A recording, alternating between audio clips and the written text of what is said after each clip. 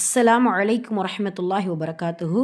அன்பின் கினியவர்களே, அல்லாஹுடைய கிருபையினால் நாம் அல்லாஹுடைய இந்த ஷஹ்ரு ரமலான் புனிதமான இந்த மாதத்தில் 30 days 30 துஆ என்கின்ற அடிப்படையில் நாம் இன்ஷா அல்லாஹ் டே 13 துஆவை நாம் இன்ஷா அல்லாஹ் பார்க்க போகிறோம். சுப்ஹானல்லாஹ், இது எவ்வளோ சிறப்பான துஆ அப்படின்னா, சுருக்கமான வார்த்தைகளை கொண்டு விசாலமான மன்னிப்பை பெற்றுத்தரக்கூடிய ஒரு அற்புதமான ஒரு துஆவை குறித்து தான் நம்ம பார்க்க போகிறோம். இதை நம்ம மனப்பாடம் பண்ணவே தேவையில்லை. 2-3 முறை வாசித்து நாம் பழகினாலே இந்த வார்த்தைகள் நம்மளுடைய மனதில் பதிவாகிவிடும் இன்ஷா அல்லாஹ்.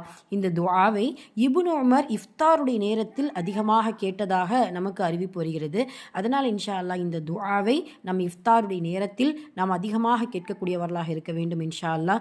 ஏன் அப்படின்னு சொன்னால், இஃப்தாருடைய நேரத்தில் மட்டும்தான் நோன்பாளிகளுக்கும் அல்லாஹ்விற்கும் இடையில் இருக்கக்கூடிய 70 திரைகள் அகற்றப்பட்ட ஒரு அற்புதமான துஆ கபுலாக்கக்கூடிய ஒரு நேரமாக இருக்கிறது. அந்த நேரத்தில் நம்மளுடைய பாவத்தை குறித்தும் நம்மளுடைய தேவைகளை குறித்தும் இறைவனிடத்தில் முறையிடும் பொழுது அல்லாஹ் முழுமையாக கபுல் செய்கிறான் இன்ஷா அல்லாஹ். ஹைர், அல்ஹம்துலில்லாஹ். இந்த துஆவை நாம் பார்ப்போம். விசாலமான மன்னிப்பை பெற்றுத்தரக்கூடிய சுருக்கமான வார்த்தைகளை கொண்ட அற்புதமான துஆ.